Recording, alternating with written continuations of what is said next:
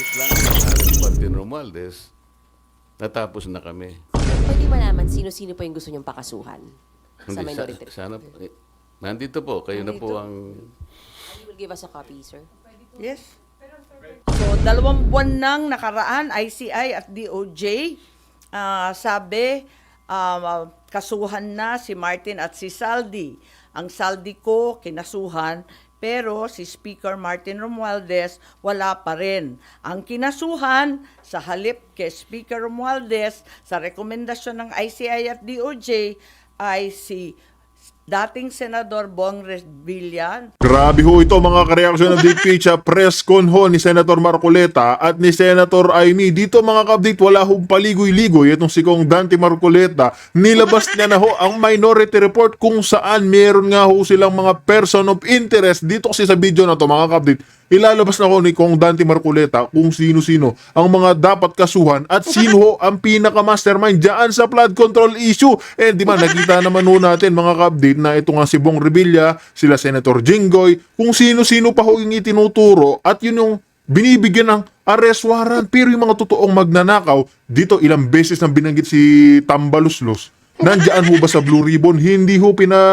pinapunta mga kabida. Wala man diyan. Nandoon daw pala si Sibong nagpa-party-party. Ganyan ho, kawalang hiya itong administrasyon ni Marcos Jr. Kaya mga kabida, wala tayong paligoy-ligoy pa. Kung bago lang ho kayo sa ating channel, isang like, isang share, isang subscribe lamang ho. Malaking tulong na ho yan. Part 1 po itong ating video. Kaya mga update, sundan ho natin, tukuyin kung sino itong mga inilabas ni Kong Dante Marcoleta diyan ho sa kanilang minority report. Sino nga ba yan? Martin Romualdez ba? O si Marcos Jr.? Kaya rekta na ho tayo. Senator Marcoleta po. Si Senator Amy, wala siya kahapon. Kasi yung mata niya, kailangan mo nang magpatak ng mata kasi. Tama. So anyway, kahit wala siya, nakahook naman siya doon sa entire proceedings, kaya alam niya rin. So, baka meron kayong gustong itanong kung ano yung observations natin. Assessment. Sa inyo daw muna. Tama. Did you get the information that you wanted to get? Kasi ako, yung anticipation ko nung kahapon is more on opening a new area sana kung saan kami papunta. Kasi alam naman ninyo, matagal na namin sinasabi, dapat puntahan na natin kung sino talaga yung pinakaugat, kung sino yung mastermind. Pero kahapon, Tama! it was concentrated on the coordinates. Ako, I was a little bit disappointed, personal ko to. Kasi sa kauna-unang hearing pa lang namin sa Blue Ribbon, sinabi ko na yun, there is a problem on coordinates. So, ibig sabihin, kahapon lang nila naisip na totoo pala yun. At doon na-concentrate ang usapan. Totoo yun eh. Ang ginamit nila is MYPS, which is multi-year planning and system. Samantalang meron silang PCMA, which is more accurate. Meron pa silang Survey 123. Yun ang ngayon, inumpisahan na naman sa MYPS. So, anong mapaprofit natin doon? Wala. The coordinates are wrong. The discrepancies, sa kanila nga, mga 2 kilometers lang ang discrepancy. Doon sa ginawa namin, was able to find out a variance or discrepancy between 65 or 67 kilometers to 400 kilometers. So, it is a little bit disappointing on my part kasi I was expecting more. Lalong-lalo na, nandoon si Yusek Bernardo, the former Yusek Bernardo, at nandoon din si Yusek Trigib. Kung maalala ninyo, noong budget hearing, in the plenary debates, Senator Ping made a disclosure that hearing ito ng DBCC, Sen. Aimee, if you can recall. He made mention of something like 8 billion pesos, which was the kickback out of 81 to 82 billion pesos na nanggaling dun sa operation ni Yusek Bernardo. yung 16% is supposed to be about 8 billion. Binigay niya kay Yusek Trigib. At sinabi pa niya doon na parang nag-switch sila ng armored van park in the parking lot or parking space of Diamond Hotel. I was expecting na sana doon pagharapin. Yeah. Trigib, as you have, Yusek Trigib denied it on the questioning of Senator Kiko. At sabi pa ni Senator Kiko, that's a general denial. Alam nyo, sa abogado, pag sinabi mong that's a general denial, meron pong ibig sabihin yon. Ang general denial is a negative pregnant, which means it is equivalent to admission. So sana, nandun sana yung tanungan. Nandun si Yusek Bernardo,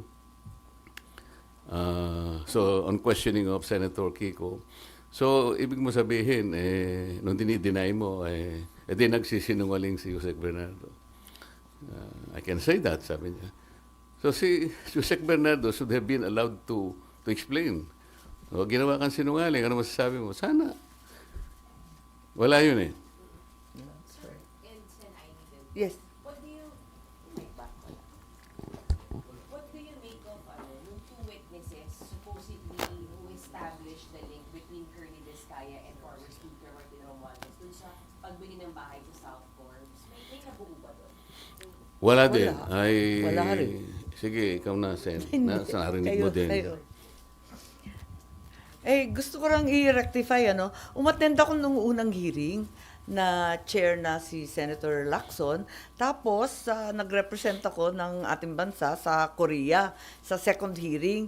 Kaya lang nadismaya ako dun sa pagtestigo ni Sergeant Gutesa. Nanood ako, pare-pareho lang. Sila na rin, kahapon, yun na nga, yung dalawang kasambahay, sila na rin ang sumasagot para sa dalawang kasambahay. Wala rin na tutukan, wala rin na bunyag.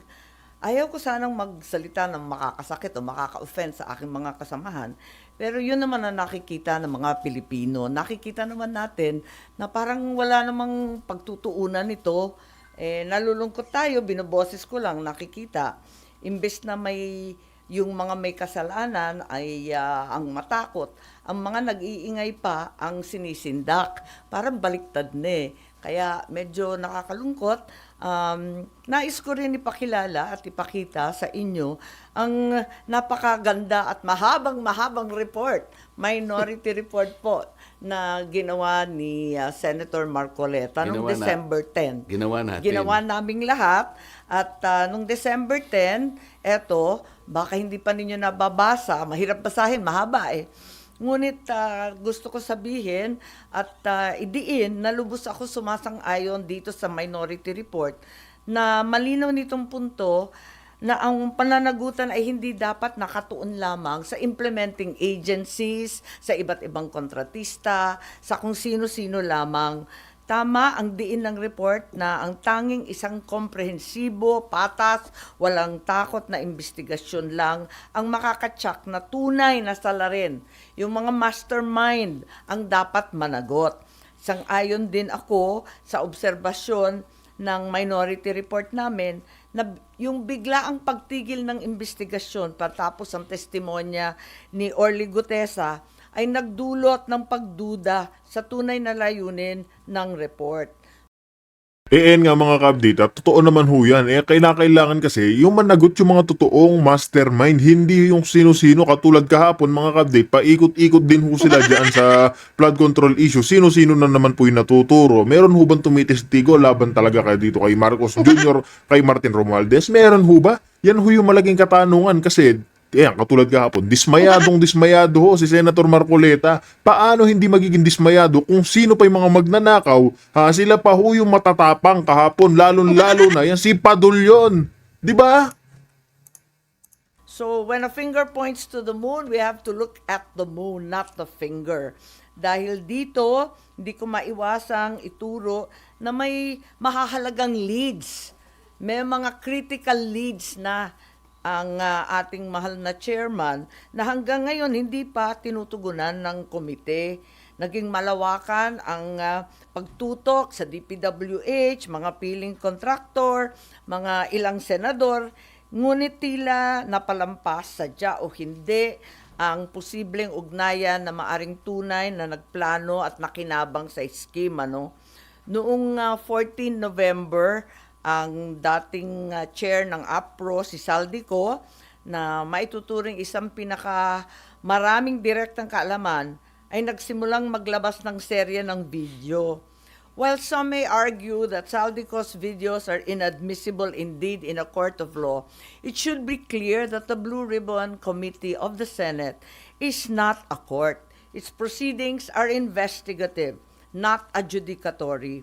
When allegations implicate the highest officials of the land, including the president and the most powerful political figures from 2023 to 2025, it is not the duty of the committee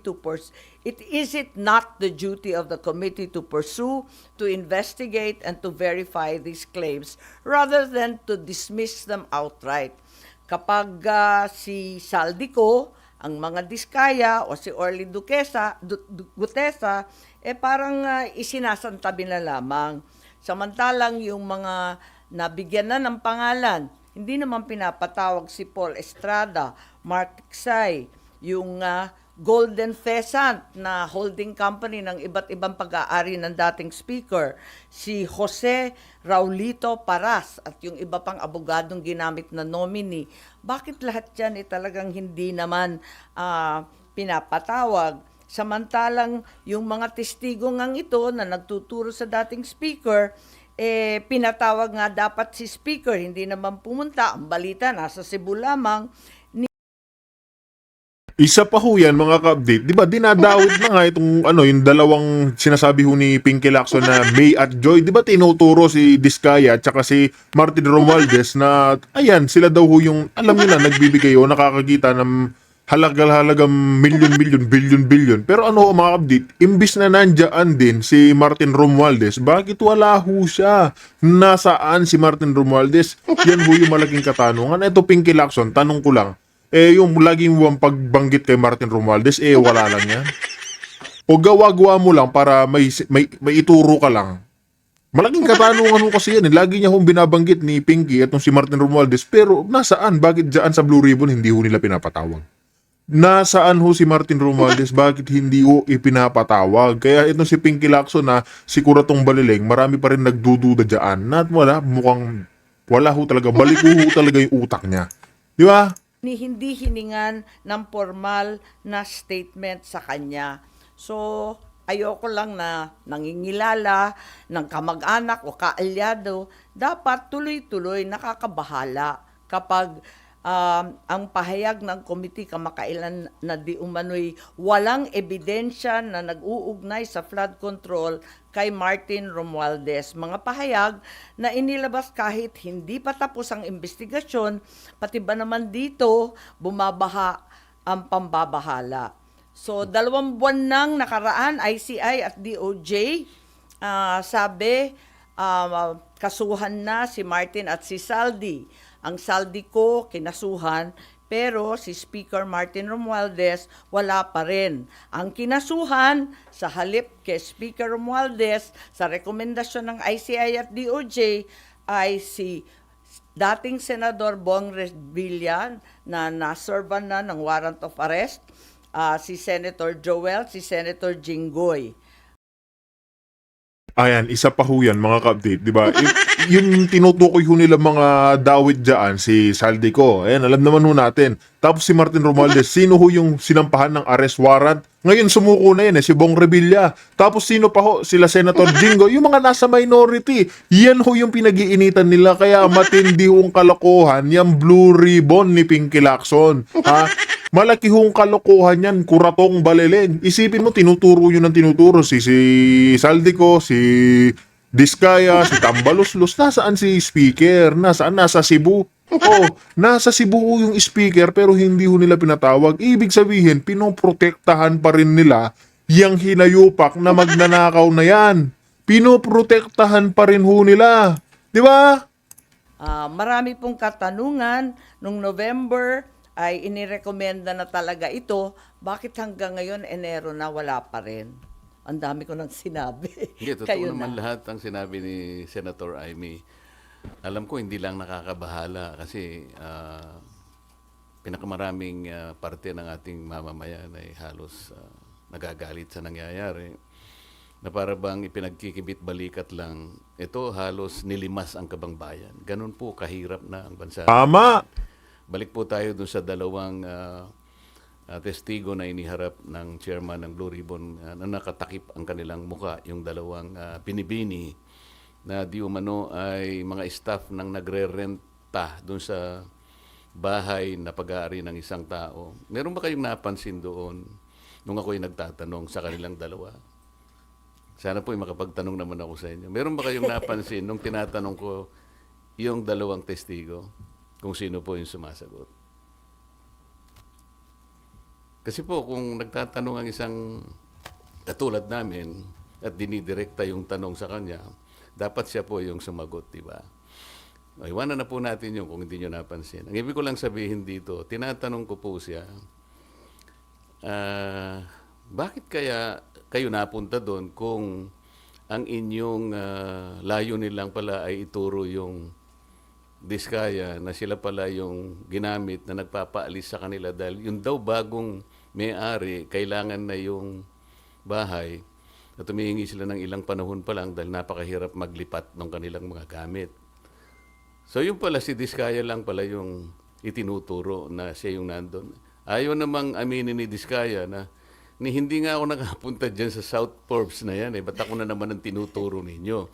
Pwede ko po bang malaman, kayo po nagtuturo kayo, nakatakip ang mukha nyo. Ako po na tinuturo nyo, wala bang karapatan na makita ko man lang ang mukha nyo. Ayaw po, hindi rin pinaalis yung mga maskara.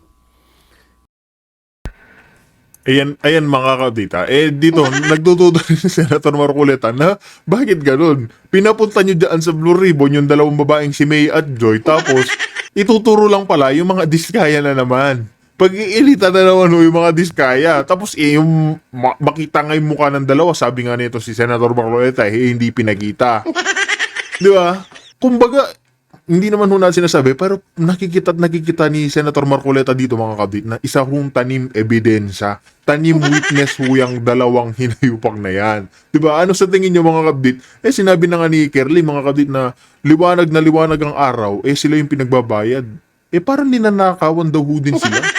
Diba? Nakakapagduda nga naman yung ginagawa mga kabit. Bakit sila lang yung mananagot? Kontraktor lang naman yung mga yan. Yung totoong managot dyan mga kabit, yung mga katransaksyon ho nila sa gobyerno. Sino ba yung mga nandyan? Ayan si Martin Romualdez. Si Marcos Jr. Yan ho yung dapat managot. Hindi yung pinipilit ho nilang ikulong yung mga small time. Di ba? Pinipilit ho kasi nila mga kabdi. Pero ang isa pong importante doon na dapat napansin nyo, yung sinabi nilang address, 30 Tamarind Street. Kung napapansin nyo, yun ay bahagi ng paglalahad ni Saldico na sinabi niya yung isang 1 billion pesos ay doon i-deliver. Kasi yun ang drop-off point na sinabi, sabi niya, ni Martin Romualdez sa akin, diyan mo dalhin. So, Tamarind. Ang gusto ko sana dapat mayroong mga tanong pa doon Bakit hindi natin tawagin kung sino yung may-ari? Nasaan yung kontrata nasaan yung discontract? Di ba? Nabanggit lang ang pangalan ni Martin Romualdez. Natapos na kami. So, walang na-establish? Ang ini-establish pala nila na si Diskaya pumunta ron para sabihin na yung bagong may-ari, pinaalis na sila. Anong weight nun, sir? Yun nga. Wala. Kaya gusto ko mapansin ninyo lahat. Bakit kinailangan pumunta pa sila doon? Yun lang bang gagawin natin? Ang mga tao, hindi ganun ang expectation po nila. Kaya po siguro napilitan kami na maglabas na ng minority report. Hindi lang siya kung ano pa man bagay. Ang mga tao po kasi nagtatanong, ano po ba nangyayari na dyan? Simula po nung ako'y nawala na po na chairman at napalitan nga po. Nung ilabas namin si Gutesa, sinabayan naman yun ng aming legislative break. Matagal po yun. Hanggang sa mag-resign naman si Senator Ping. So, ang mga tao nagtataka. Ano na naman ito? wala na bang ano ito? Hindi, wala bang closure ito? Hindi ba natin malalaman kung sino talaga ganito? Kaya napilitan po kaming maglabas ng minority report. Tinawag po naming minority report for lack of better term. Kasi po kung gagawin nating legal ito na isasang-ayon natin sa aming mga committee, sa ating Senate rules, hindi pa kami pwedeng maglabas kasi kailangan matapos talaga yung committee report. Hindi naman po kasi namin malam kung kailan ba talaga matatapos ito. Kasi nakalagay sa rules namin, kung merong dissenting or concurring opinions, ay isasama na lamang doon. This is neither a concurring or dissenting report. Kaya tinawag naming minority report sa pag-aakala naming magagamit po ninyo. Nandito po yung aming observations, meron kaming findings, nandito yung issues, nandito yung mga recommendations namin, nandito po yung set of possible legislative measures na pwedeng at ginagawa na po namin na pwede naming i-file in aid of legislation. Meron pong mga potential personalities na pwede pong kasuhan. Ang totoo niyan meron po kaming ayan po. Listahan dyan sa likod. Nakalagay Oo. po rito Ang totoo po itong minority report na to, I had a chance of disseminating this for the first time on December 11, 2025. Meron po kasing forum sa Quezon City. It was held in MICE Center in Quezon City. I-CARE po yung host. I-CARE means Interdisciplinary Conference on Accountability, Reform, and Engagement. Ito po ay hosted by the NCPAG of the University of the Philippines. I was one of the panelists, kasama po si then Chairman Popoy de Vera, andun din po si Congressman Erice. I recall that political analyst Malu Tikia was there also. And I think the Dean of the Political Science Department of the University of the Philippines. So sabi ko, dahil kaugnay naman po sa pinag-uusapan nating transparency, accountability, and reform, I took advantage of leaving one copy to the Dean of NCPAG. Pero meron din po kayong mga kasama doon, hindi lang ganito karami, but I thought that there were media practitioners there. Sa minority report, It- pwede malaman sino-sino po yung gusto niyong pakasuhan sa Hindi, minority report? sana, nandito po, kayo na po Nandito. ang... You will give us a copy, sir? Yes. Pero sir, pwede po parang kahit quick rundown para sa inyo po magalit kung ano yung recommended po kasi. Hindi mahaba ito. Hindi ako nagre-recommend, yung evidence ang nagre-recommend. Kasi lahat nyo, mapapansin ninyo, I headed 3 investigative hearings, public hearings, when I was the chairman. And then, yung huling 3, si Senator Ping na. Kaya this constituted 3 hearings all in all. So we utilized the same resource persons, the same witnesses. We relied on their collective and individual testimonies. So kaya namin na itong findings na to. Sino po yung highest official or most prominent personality na rekomendado po ninyong kasuhan? Merong question mark Oh, may nga sa question ano mark. eh. Question mark. Makikita nyo rito yung mga kung para naman may konting suspense. Kaya Ayun nga mga kabdita, yan na ho ang pinakahihintay ho natin. Meron na hong pakakasuhan ito si Kong Dante Marcoleta, Senator Kong Dante Marcoleta at yung mga nasa minority. Dito, meron na nga question mark. Ito hong ilalabas niya ho kung sino yung pinaka-utak dyan. Kasi konektado na ho yan. Para nga naman mga kabdit, may pa-suspense. Kaya mga kabdit, dito ho natin tatapusin ang ating reaction video. Susundan ho natin mga kabdit. Itong part 2 nitong ating video, abangan nyo na lang ho. Dahil dito mga kabdit, malalaman na ho natin kung sino nga ba itong nasa likod o ang nasa utak ng ikakasuhan ni Kong Dante Marcoleta. Kaya update dito na ho natin tatapusin ang ating reaction video.